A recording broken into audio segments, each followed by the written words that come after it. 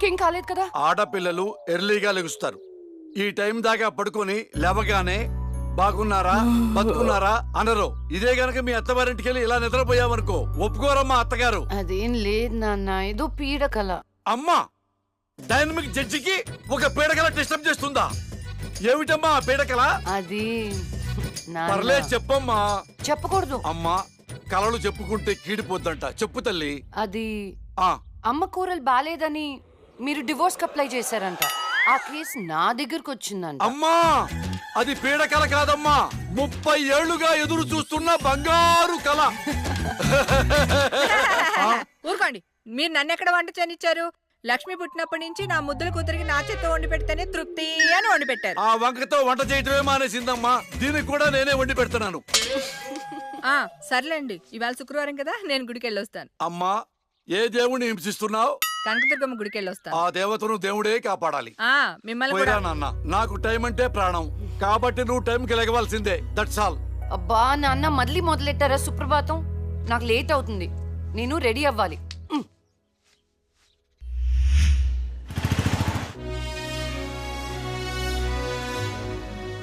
Atom బాంబును కనిపెట్టారు కానీ షుగర్కు ముందు కనిపెట్టలేకపోయారు.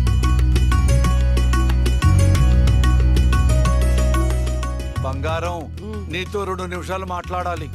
ఒక్క నిమిషం కూడా మాట్లాడను. నాకు పెళ్లి చేసుకోవడం ఇష్టం లేదు.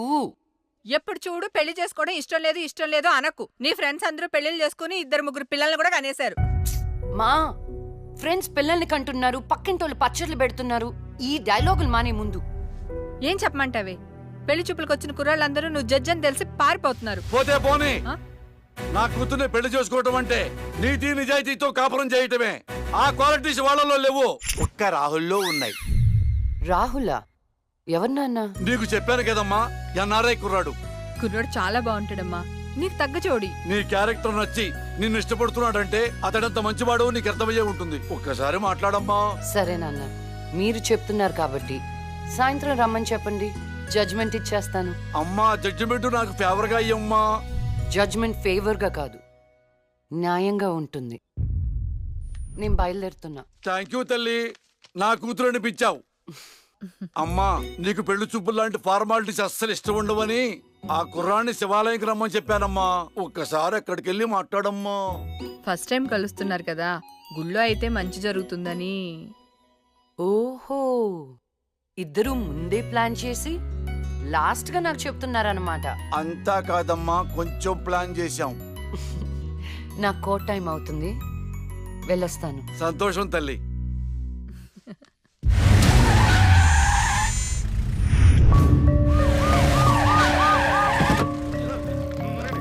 మరి ఈ జడ్జ్మెంట్ ఎలా ఉండబోతుంది? బాధితులకు న్యాయం జరిగేలా ఉంటుందా, లేక అన్యాయం చేసిన వైకుంఠం లాంటి క్రిమినల్స్ కి ఫేవర్ గా ఉంటుందా?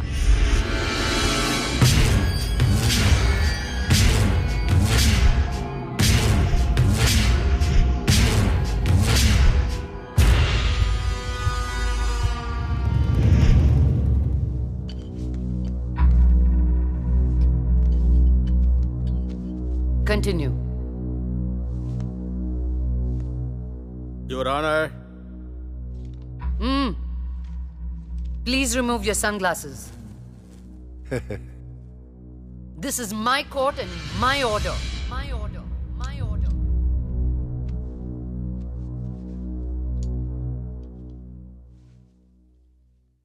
Continue. నా క్లయింట్ వైకుంఠానికి కంటైనర్ ట్రాన్స్పోర్ట్ బిజినెస్ ఉంది. అంటే వాటిని అద్దెకిస్తుంటారు. సలీం అనే వ్యక్తికి అద్దెకిచ్చినటువంటి కంటైనర్లో కొంతమంది అమ్మాయిలు పట్టుబడ్డారు. అంత మాత్రానికి నా క్లయింట్ని నేరస్తుడు అనడం భావ్యం కాదు. Objection your honour. అసలు సలీం బేగ్ అనే వ్యక్తే లేడు. ఈ కేసుని తప్పుదోవ పట్టించడానికి వెళ్ళిన ఫేక్ ఎవిడెన్స్ అది. Objection your honour. Objection overruled. Thank you your honour. పట్టుబడిన 10 మంది అమ్మాయిలు ఇచ్చిన స్టేట్మెంటు ఆల్రెడీ మీకు సబ్మిట్ చేశాం. దయచేసి ఆ ఫైల్ని పరిశీలించి మీ తీర్పు ఇవ్వండి. న్యాయాన్ని గెలిపించండి. మేడం, నా పేరు శైలజ. నేను బీటెక్ చేశాను. ఉద్యోగం చేసి అమ్మా నాన్నల్ని బాగా చూసుకోవాలనుకున్నాను. కానీ ఒకరోజు ఆ వైకుంఠం బ్యాచ్ వాళ్ళు నాకు బలవంతంగా మత్తు ఇంజెక్షన్ ఇచ్చి కిడ్నాప్ చేసి దుబాయ్కి పంపించాలని చూశారు మేడం. నరకం చూపెట్టారు మేడం. చేతికి డ్రగ్స్ ఎక్కించారు మేడం. మేడం సిగరెట్ తో కాల్చి ఆనందించేవాడు. వాడిని వదలకండి మేడం, వాడిని ఉరి తీసేయండి.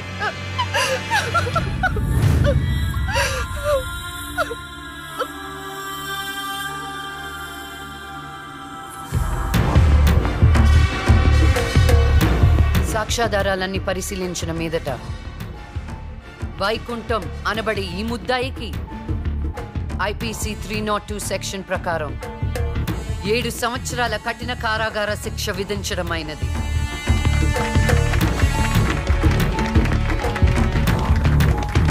The court is adjourned.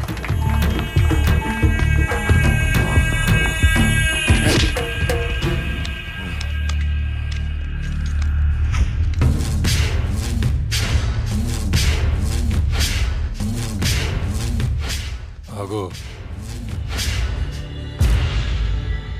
డబ్బు చూపించాను, దమ్ము చూపించాను, అయినా లొంగలా ఆడదానివి. ఏం చూసుకుని నీకు పొగరు? అడవిలో వేటకెళ్ళినప్పుడు ఆడపులి ఎదురు పడితే ఆడపులే కదా అని లైట్ తీసుకో. పులి పులేరా.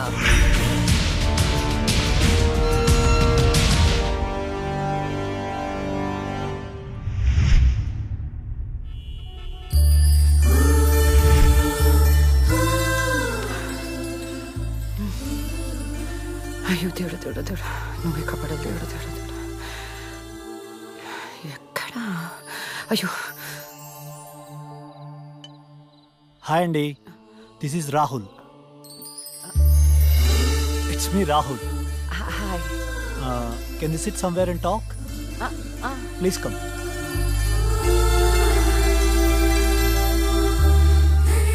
కూర్చోండి. నాన్నగారు మీ ఫోటో మరీ మరీ చూపించి చెప్పారండి. కానీ నేను మాత్రం న్యూయార్క్ నుంచి మిమ్మల్ని పెళ్లి చేసుకోవాలని ఫిక్స్ అయి వచ్చాను. నాలో ఏం చూసేలా ఫిక్స్ అయ్యారు? ఎప్పుడూ నలుగురు బాగుండాలనుకుంటారు. ఎన్ని కష్టాలు వచ్చినా న్యాయం వైపే నిలబడతారు. ఇది చాలు కదండి ఫిక్స్ అవటానికి. నాకు మాత్రం భార్యాభర్తలు ఇద్దరు సమానం అండి. ఇది భార్య పని, ఇది భర్త పని అని అలా సపరేట్ చేయకూడదు. కలిసిమెలిసి ఉండిపోవాలనేదే నా ఆశ. ఫర్ యువర్ కైండ్ ఇన్ఫర్మేషన్, నాకు భార్యాభర్త అనే డిఫరెన్సియేషన్ లేదు. మీరు సంతోషంగా ఉంటానంటే నేను ఏదైనా చేయటానికి రెడీ. కావాలంటే మీకోసం వంట కూడా చేస్తాను. నాకు వంట కూడా చేయటం చాలా బాగొచ్చండి. అవునా?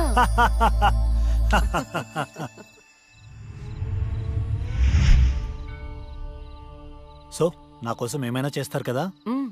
చేస్తాను, చెప్పండి. అంటే మీకు నేను నచ్చినట్టే. ఎస్,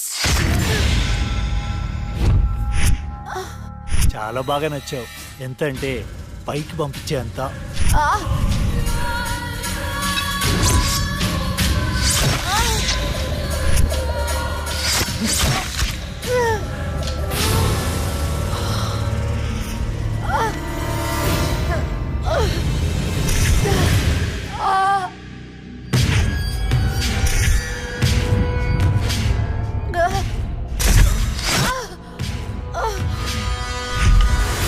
నన్ను జైలుకి పంపిస్తావే? అందుకే నేను దేవుడి దగ్గరికి పంపిస్తున్నావు. ఏ న్యాయదేవత వచ్చి కాపాడుతుందో చూద్దాం.